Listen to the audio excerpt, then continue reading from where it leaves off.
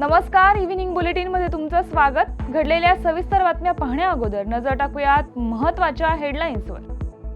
विदर्भातील शेतकऱ्यांच्या दुःखाचं मूळ राज्यकर्त्यांच्या उदासीनतेत, वामनराव चटप यांचं मोठं वक्तव्य। आमदार महेंद्र शेठ दळवींबद्दल बोलाल तर शिवसेना स्टाईलनं उत्तर देऊ, राष्ट्रवादीचे मधुकर पाटील यांना शिवसेनेच्या राजाभाई केनी यांचा इशारा। यंदाचा 352वा शिवराज्याभिषेक सोहळा मोठ्या थाटामाटात होणार साजरा। आणि छत्रपती संभाजीनगर जिल्ह्यातील पोफळा ठरले मराठवाड्यातील पहिले सौर ऊर्जा ग्राम। नमस्कार, मी प्रज्ञा आणि आपण पाहताय न्यूज अनकट। महत्त्वाच्या हेडलाईन्स नंतर आता पाहूयात बातम्या विस्ताराने। विदर्भातील शेतकरी आणि बेरोजगारांच्या दुःखाचं मूळ राज्यकर्त्यांच्या उदासीनतेत आणि सिंचनात दडलेलं आहे। ही स्थिती सुधारत नाही तोपर्यंत विदर्भाचा विकास होणं शक्य नाही। त्यासाठी वेगळं विदर्भ राज्य निर्माण होणं हेच उत्तर आहे, असं प्रतिपादन माजी आमदार तथा विदर्भ राज्य आंदोलन समितीचे अध्यक्ष ॲडव्होकेट वामनराव चटप यांनी केले। भंडारा, गोंदी आणि गडचिरोली या 3 जिल्ह्यांचा पूर्व विदर्भाचा स्वतंत्र विदर्भ राज्य निर्मिती मेळावा शनिवारी 7 जूनला भंडारा येथील बालाजी लॉन मध्ये आयोजित करण्यात आला आहे। त्या संदर्भात घेतलेल्या पत्रकार परिषदेत त्यांनी ही टीका केली आहे।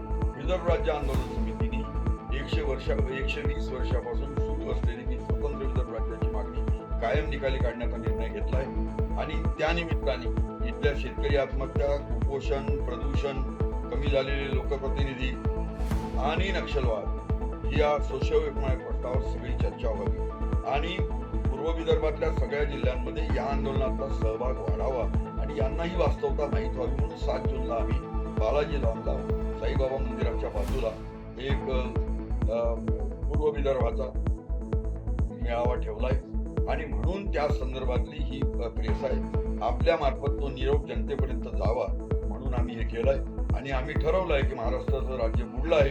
100 वर्ष आम्ही महाराष्ट्रात राहिलो आणि ब्रह्मदेवाला मुख्यमंत्री केलं तरी आमचा अंशही बनू शकत नाही। इथं सिंचन वाढत नाही, प्रदूषण थांबत नाही, कुपोषण थांबत नाही, शेतकरी आत्महत्या थांबत नाही, सोशिओ इकॉनॉमिक नक्षलवादी प्रश्न थांबत नाही, 4 आमदार 1 खासदार कमी झालेला वाढत नाही आणि या सर्व प्रश्नाचं एकच उत्तर आमदार महेंद्र दळवींबद्दल बोलाल तर शिवसेना स्टाईलनं उत्तर देऊ, असा इशारा शिवसेना जिल्हा प्रमुख राजाभाई केनी यांनी राष्ट्रवादीचे मधुकर पाटील यांना दिलाय। सुनील तटकरेंमुळे महेंद्र दळवी आमदार झाले आहेत असा टोला मधुकर पाटील यांनी लगावला होता। त्यावर राजाभाई केनी यांनी प्रतिक्रिया दिली आहे। मधुकर पाटील यांनी जरा वयाचं भान राखावं, यापुढे महेंद्र दळवींबद्दल चुकीचं वक्तव्य केल्यास शिवसेना गप्प बसणार नाही, असा इशारा केनी यांनी दिलाय। राष्ट्रवादी काँग्रेस पक्षाचे मधुशेठ पाटील यांनी आज आमचे आमदार महेंद्र शेठ दळवी यांना सल्ला देण्याचा प्रयत्न केला की महेंद्र शेठ दळवी जे काय आज निवडून आले ते सुनीलजी तटकरे साहेबांच्या मुले आले असं त्यांनी जो काय वक्तव्य केले।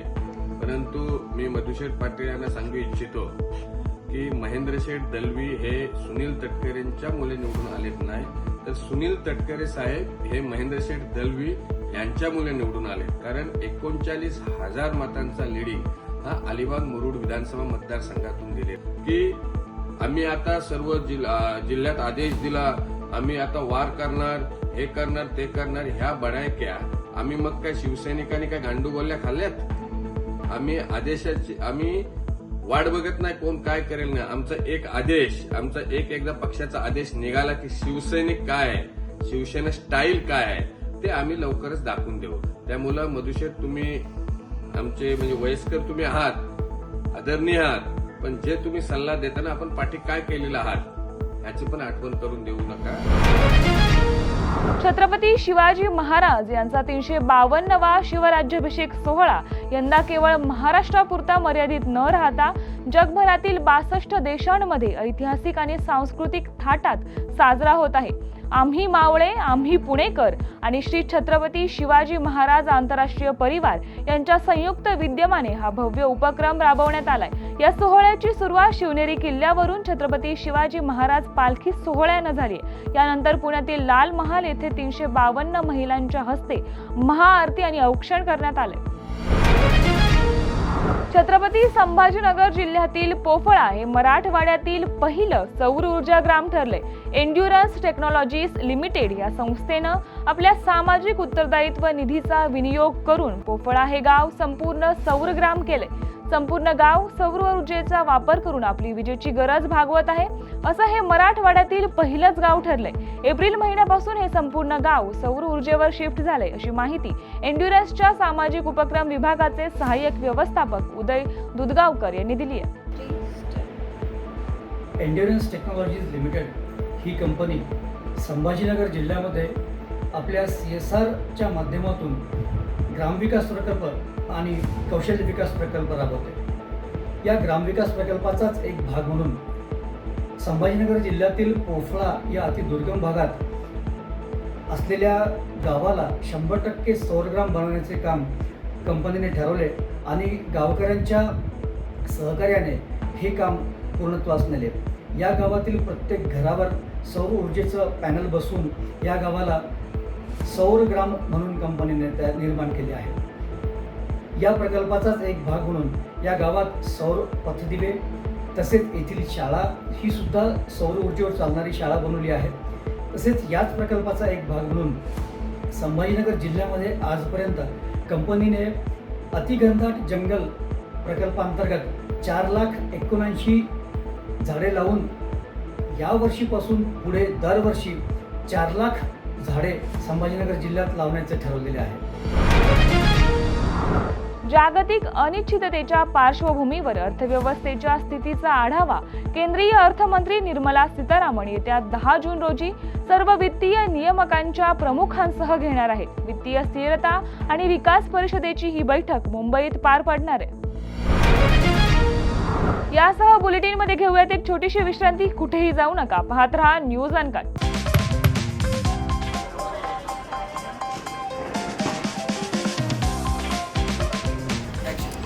तर या होत्या आजच्या ठळक बातम्या. हा काही रॅन्डम गोंधळ नाही. ब्रेकिंग न्यूजच्या पुढे जाऊन जगाच्या कानाकोपऱ्यातलं अनकट सत्य दाखवणारे आम्ही आहोत न्यूज अनकट. न्यूज अनकट म्हणजे फक्त बातमी नाही, तर प्रत्येक घडामोडी मागचं खरं रॉ ट्रुथ. जगाच्या कानाकोपऱ्यातलं 100% अनकट सत्य. No drama, no filters, just truth. ग्लॅमरचं धम्माल जग, स्टार्सचे मसालेदार किस्से आणि पडद्यामागचे रिअल हिरोज. बॉलिवूडपासून मराठी सिनेमांपर्यंत फुल ऑन एंटरटेनमेंट फक्त कलारंजनमध्ये. गुन्ह्यांचा पर्दाफाश, थेट तपास आणि शॉकिंग रिव्हिल्स.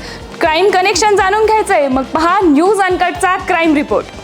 आता शेती म्हणजे फक्त नांगरच नाही, तर ड्रोन, डाटा, डिजिटल आयडियाज आणि शेतकऱ्याचा नवीन अवतार.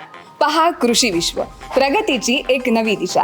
हेल्दी राहायचंय, फिट राहायचंय, मग जाणून घ्या फिटनेसच्या simple tips, healthy diet plans news अनकटच्या धन्वंतरीमध्ये. गल्लीपासून दिल्लीपर्यंत थेट सडेतोड आणि रोखठोक रिपोर्टिंग. राजकारणातील सगळे खेळ नो फिल्टर स्टाईलमध्ये. #राजकारण न्यूज अनकटवर. जगाकडे बघण्याचा नवा दृष्टिकोन. ही गोष्ट ऐकलीत का, जी तुम्हाला विचार करायला लावेल. पहा विषय काय.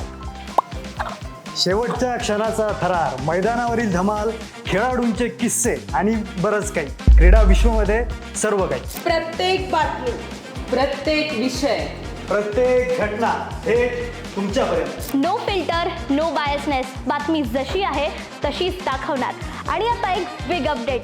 News uncut is levelling up. आता न्यूज अनकट घेऊन येत आहे एक नवीन स्वतंत्र चॅनल, जिथे सगळं काही थेट, रिअल आणि अनकट असणार. More content, more shows, more real talks. Presenting uncut explained.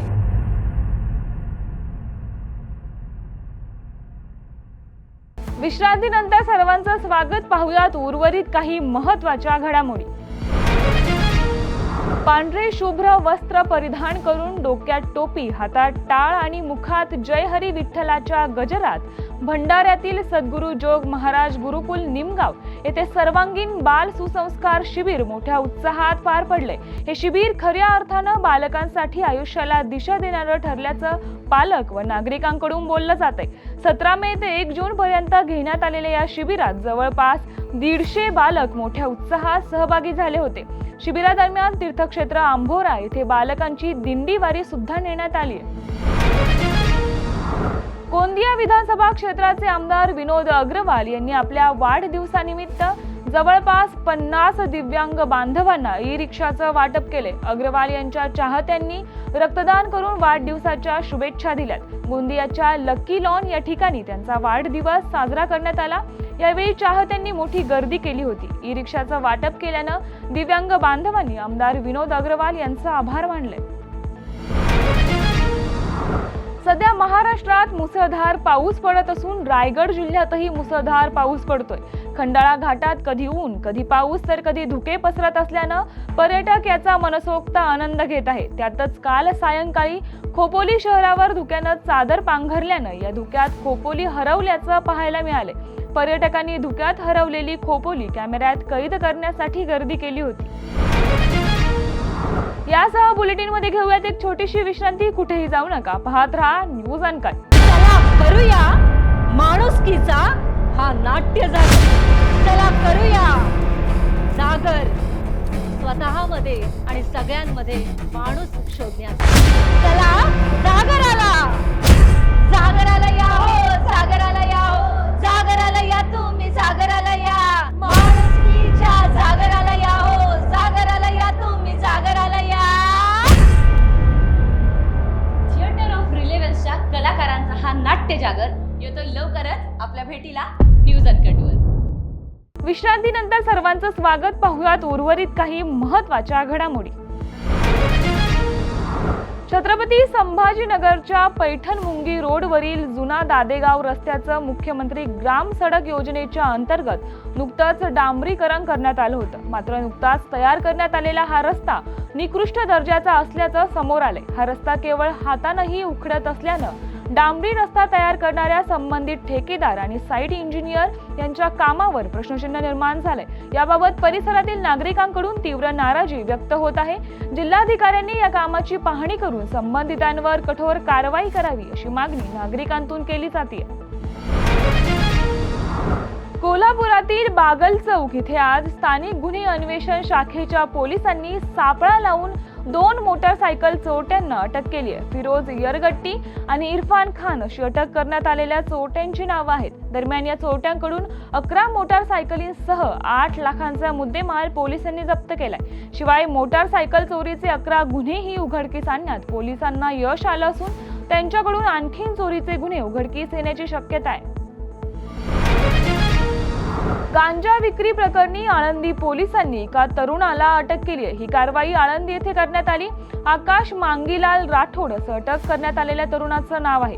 या प्रकरणी पोलीस कॉन्स्टेबल विपुल होले यांनी आळंदी पोलीस ठाण्यात फिर्याद दिली होती. आळंदी येथे एक तरुण गांजा विक्रीसाठी आला असल्याची माहिती आळंदी पोलिसांना मिळाली. त्यानुसार पोलिसांनी सापळा लावून आकाश राठोड याला ताब्यात घेतलाय. त्याच्याकडून 9,850 रुपये किमतीचा 197 ग्रॅम वजनाचा गांजा जप्त केलाय. या बातमीसह बुलेटिनमध्ये इथेच थांबूया. पाहत रहा न्यूज अनकट.